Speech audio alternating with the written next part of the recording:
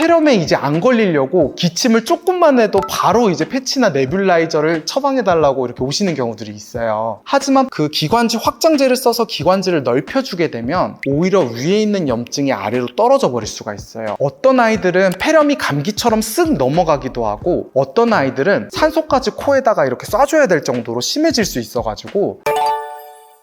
안녕하세요. 표쌤의 친절한 진료실의 표진규 원장입니다. 요즘 아침 저녁으로 조금씩 선선해지고 있는 거 다들 느끼시나요? 다른 사람들은 뜨거운 여름이 간다고 다들 좋아하는데 사실 저는 이렇게 가을이 오는 시기에 바짝 좀 긴장을 하는 편이에요. 제가 긴장하는 이유 궁금하시죠? 바로 환절기에 우리 아이들이 감기에 정말 많이 걸리기 때문인데요. 감기에 걸린 우리 아이들이 기침을 밤새도록 콜록콜록 하니까 아이들도 힘들고 덩달아 우리 부모님들도 아이 간호하느라고 못 주무시고 또 이렇게 감기가 폐렴으로 이어지지는 않을까 걱정이 많으시잖아요. 그래서 오늘은 아이가 어떤 증상이 있을 때 폐렴을 의심해야 되고 또 폐렴일 때 병원은 언제 가야 되는지, 폐렴으로 인한 입원은 어떨 때 하게 되는지를 알려드리고 폐렴일 때 우리가 흔히 하는 오해와 진실에 대해서도 설명을 드릴 테니까요. 오늘 영상 끝까지 보시고 좋은 정보들 많이 얻어가시길 바라겠습니다. 그럼 바로 가보겠습니다.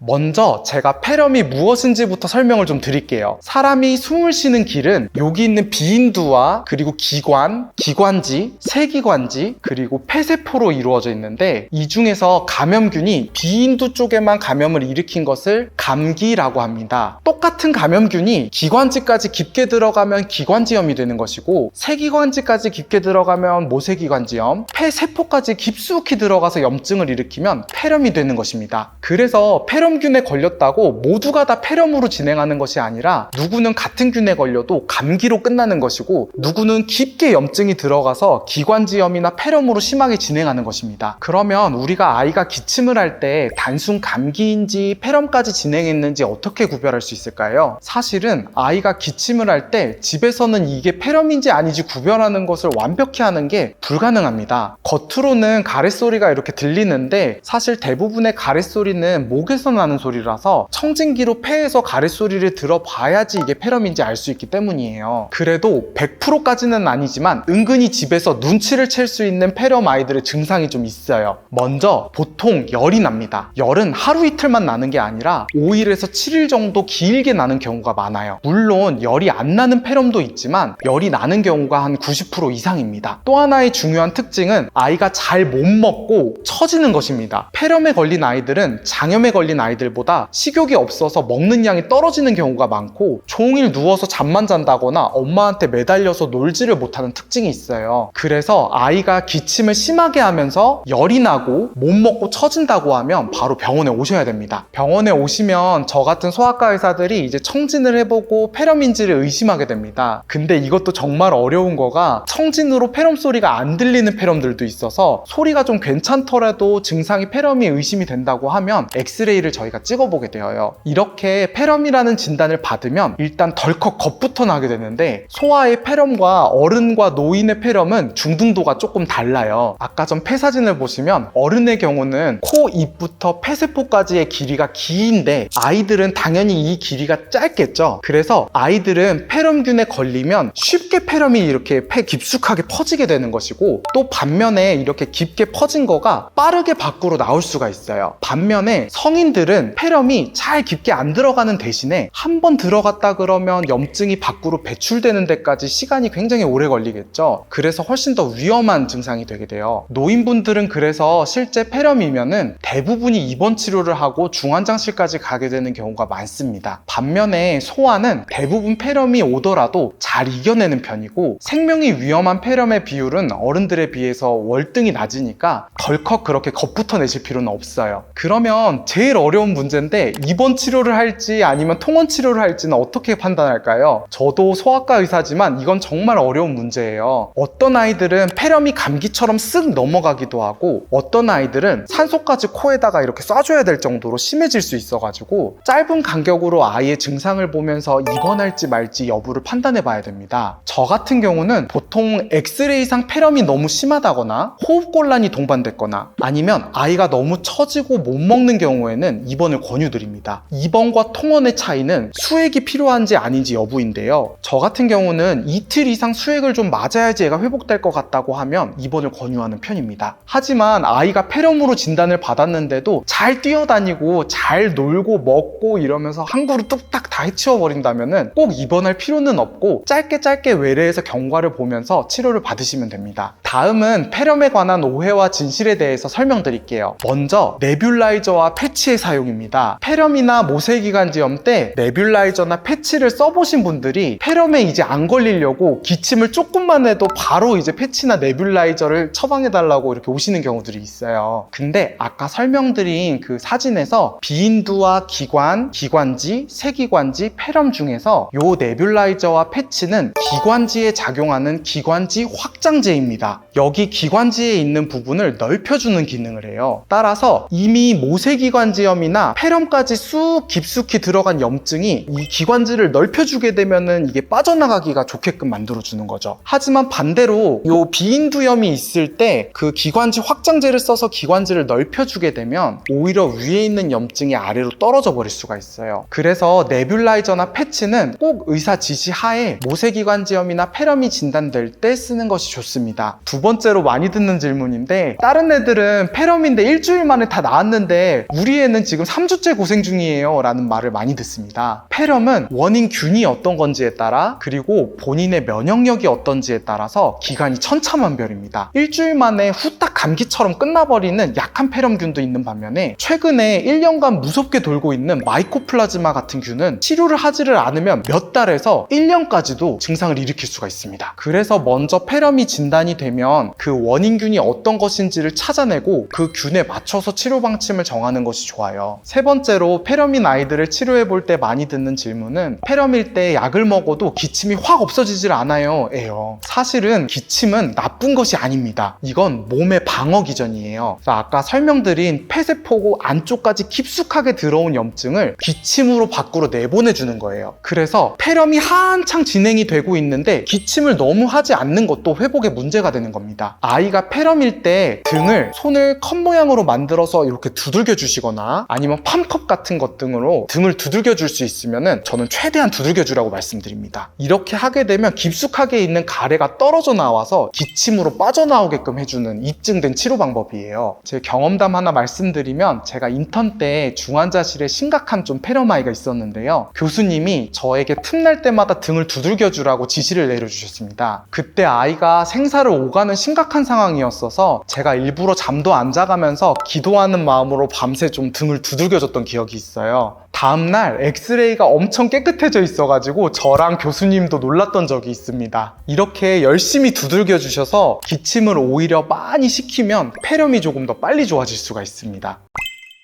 자, 이렇게 오늘은 폐렴이 무엇인지부터 시작해서 언제 병원에 와야 하는지, 그리고 입원은 또 언제 하게 되는지, 우리가 폐렴에 대해서 흔하게 하고 있는 오해와 진실까지 설명드렸습니다. 어머님, 아버님, 우리 아이가 폐렴을 진단받게 된다고 해도 너무 걱정하기보다는 의사 선생님의 지시하에 잘 따라주시면 우리 아이 금방 회복될 수 있습니다. 입원이나 통원 치료를 하면서 약과 네뷸라이저, 패치, 그리고 등 두들기기 등을 병행해서 치료해 주시면 대부분의 아이들은 씩씩하게 폐렴을 잘 이겨내거든요. 그러니 우리 어머니 아버님들 너무 걱정하지 마세요. 아픈 아이를 케어하는 건 정말 쉽지가 않은 일입니다. 아이가 기침만 해도 부모 마음은 좀 찢어지는 것 같잖아요. 그런 부모님의 마음을 저도 잘 알기에 저도 더 책임감을 가지고 우리 아이들을 위해서 열심히 진료하겠습니다. 오늘 이 영상이 우리 보호자분들께 많은 도움이 되셨기를 바라고요. 다음에도 우리 아이들과 부모님을 위한 유익한 내용으로 돌아올 테니까 구독과 좋아요 잊지 말아주세요. 그럼 지금까지 하나뿐인 내 아이를 위해 부모의 마음으로 진료하는 표진규 원장이었습니다. 안녕!